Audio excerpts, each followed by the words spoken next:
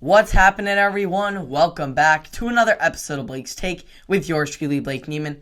And if the Warriors hadn't learned to deal with adversity, they sure did this week in their 3-game series against the Stayton Eagles. The Warriors got off to a rough start, to say the least, in Game 1, as the Eagles went through their entire lineup, scoring 5 runs to start the game.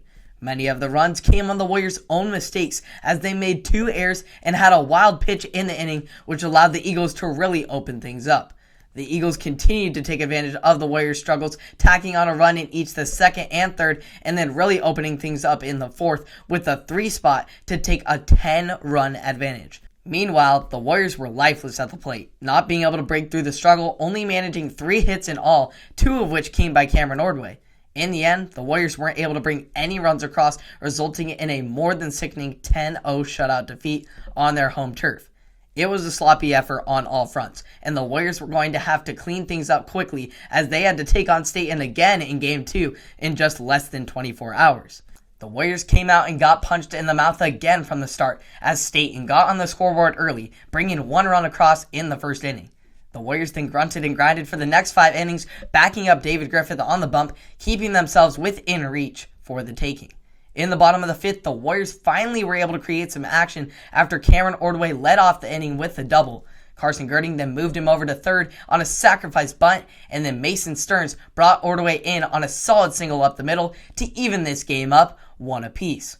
The following inning, Cash Lindsey led things off with a single, and then I was able to move him over on a sac bunt. The Eagles then intentionally walked Ordway, who went 3 for 3 on the afternoon. After a strikeout to make 2 outs, Mason Stearns would come through in the heat of the moment yet again with a single to right field to bring Lindsey in from second for the go-ahead run. Griffith then bunkered down for the next 6 outs with some flyouts to both me and Carson Girding, as well as 2 strikeouts of his own to secure the victory, which gave the Warriors a chance to steal this series back in their favor and get the win on Thursday in a matchup for all the marbles. Yet again, it was the Warriors who struggled to find rhythm in the early going as they fell into a 3-0 deficit after the Eagles brought runs across in each the 4th, 5th, and 6th innings. The road to victory was not looking good for the Warriors as they were down to their final 4 outs with little to no hope for any sort of offensive production. But despite the odds, the Warriors managed to break through on a 2-out rally in the 6th after Mason Stearns worked a walk and then Alec Russell moved him over to third on a base knock. Russell then stole second to put 2 runners in scoring position for Ty May, who came through with a big-time hit that scored both runners to make it just a 1-run deficit.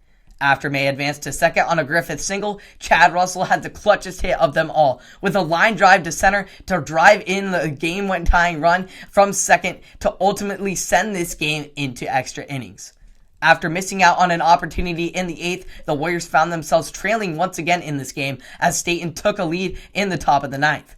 This time around, however, the Warriors had an answer as Logan Carter and Ordway hit back-to-back singles to left field. Cash Lindsey then brought Carter in to tie the game back up on a hard-hit ball up the middle and loaded the bases up for Alec Russell. Russell then proceeded to work a bases-loaded walk that brought in Ordway for the winning run that helped the Warriors claim the come-from-behind 4-3 victory and a 2-1 series win. It was a grind to say the least on both sides of the ball, as not only were the Warriors able to find a way to get themselves on the scoreboard late in the game, but they were also able to limit this tough Eagles lineup to just 3 runs in all, thanks to both a solid start by Skylar Brolin and then a clutch relief performance from Braden Shank in the critical innings down the stretch. So now, after a wild journey, the Warriors control their own destiny for a league title, as they now just need to take care of business against Newport this upcoming week to claim the coveted Oregon West Conference title.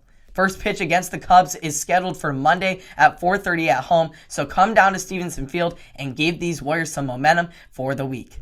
Hope you all enjoyed that. I can't wait to see how the Warriors make the best of this. It was a magical moment, to say the least, firsthand experiencing it.